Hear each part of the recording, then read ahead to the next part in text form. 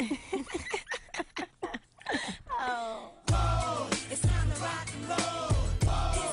now, it's The Rob from 106.1 KISS FM here with my broadcast colleague. What's going on? It's Eric Cornish with WKDQ. We got a great show for you today. We're going to explore some of the stuff that I found online this weekend. And that's right. Talk about...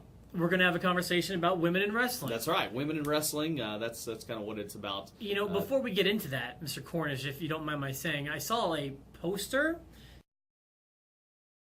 You swore to me you weren't going to be doing this.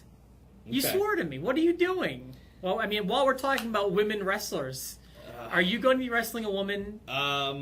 Well, I saw the poster too for New Focus Wrestling on November the 2nd. And Chloe versus WKDQ's Eric Cornish, as you see, on that poster.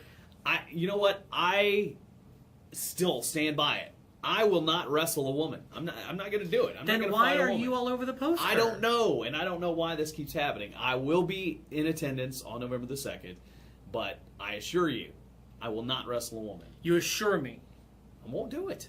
I won't do it. I'm an old-fashioned guy. I'm not going to beat up on a woman, Chloe. Can I give you? You don't want that. Can I give you a piece of advice? What's that? Wrestling women is a lose-lose situation. I agree. If you lose, you lost to a girl. And if you win, you just beat up a girl. And now is not the time with everything happening with the NFL and with Ray Rice. I wish you would just stay in the crowd, okay? I don't know why my name is on the poster, but I will be there. I will not be wrestling Chloe.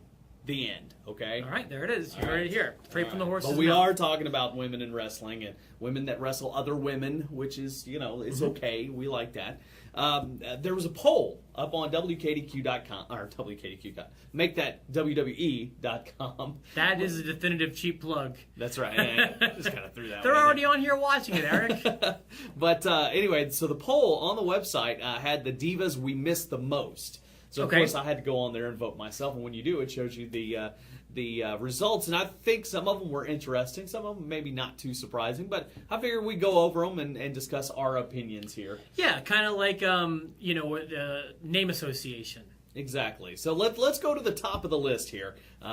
As I voted, then I look and see that the number one, and it actually has increased since last time I looked at this poll. I have not seen this list yet. Still number one.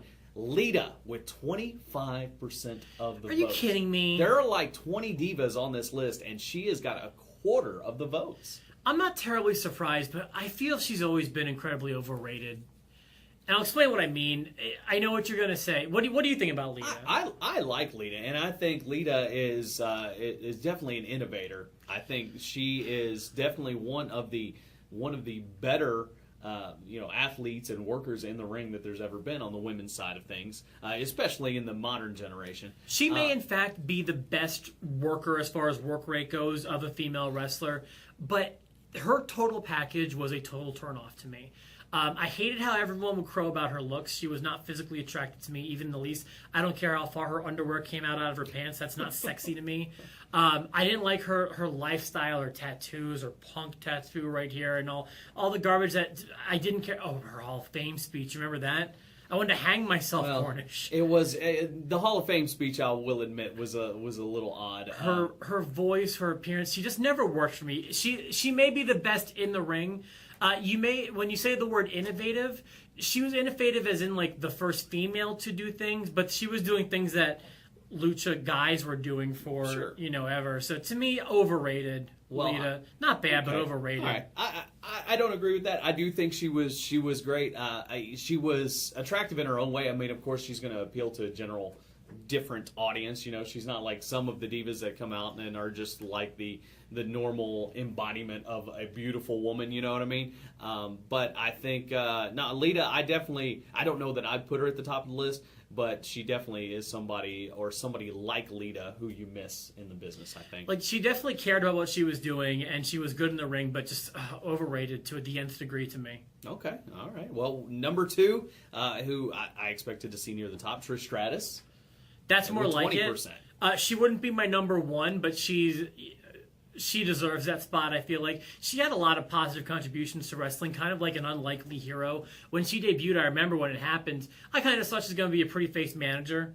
I think that was the plan. Who didn't really care about wrestling at all. She was into fitness.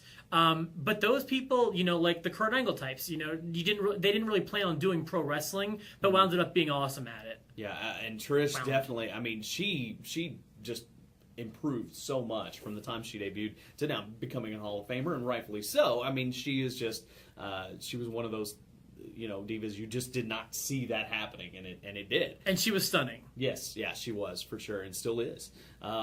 Now, speaking of stunning, this one kind of surprised me. She's this high on the list because, of course, Lita with 25%, Trish with 20%, but with 11% was pretty high score here for Kelly. Are you kidding me? Kelly. It's number three with 11% of the vote. Kelly was a very pretty face, but there was not much else to offer. I agree with that. She could get involved in a storyline, but she wasn't an actress. No. It was hard to emotionally connect to her. So yeah, she was really just a pretty face. And she improved too. I will say that if she'd have stayed in a little bit longer, she might have reached a Trish Stratus level because she did improve in the ring as she went along. But remember how she debuted? Yeah, it was with ECW. Was it the Zombie? Or the Sandman? She was with Mike Knox, but she did Kelly's expose.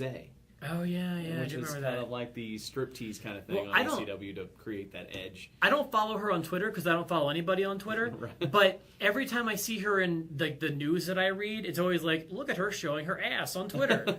So it's like I feel like that might be more what she's better at. Yeah. But you know what? That's kind of how she made her name. So there you go. We've got two of them tied right after this at 6%.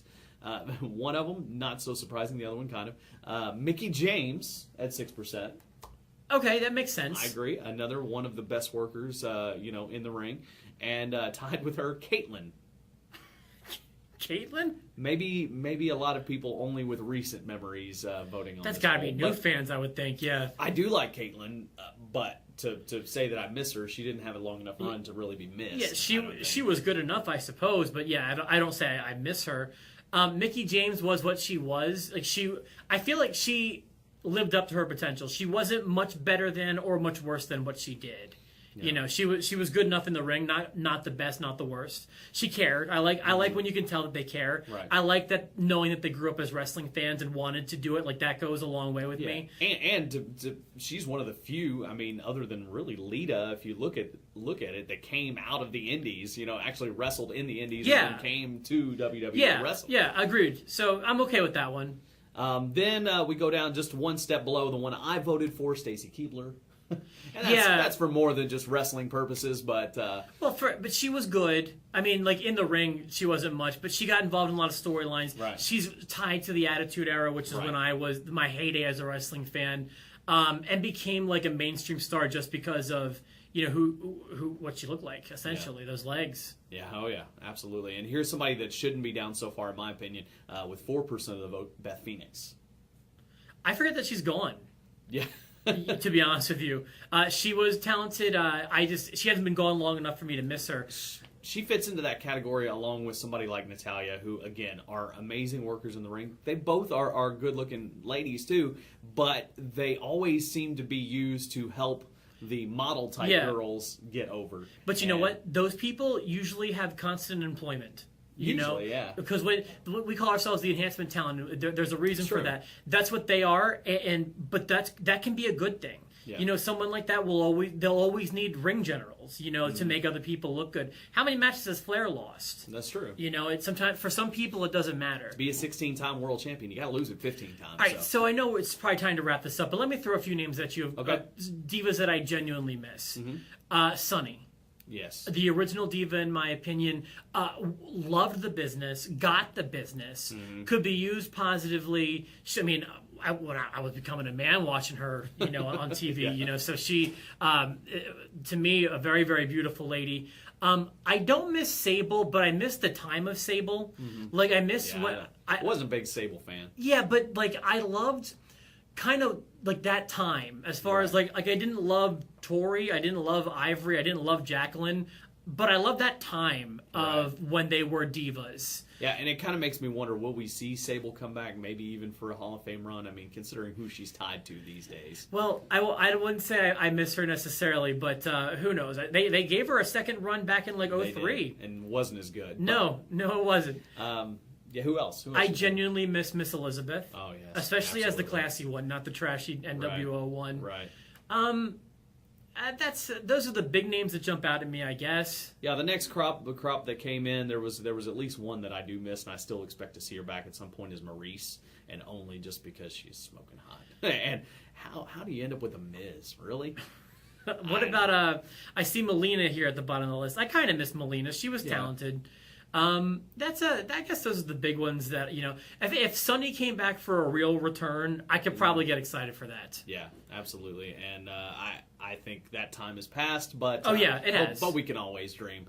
What divas do you miss? Let us know. You can tweet us at the eTalents. You can send us emails and let us know what you think of the show. We appreciate you watching. Chloe, I'm not wrestling you. I don't miss you. You better be telling the truth. I'm going to be so disappointed if you get in the ring. No intention. Anyway, no-win situation, Cornus. that is You have a reputation in this community to I uphold. understand. That's the enhancement talent. Have a great day.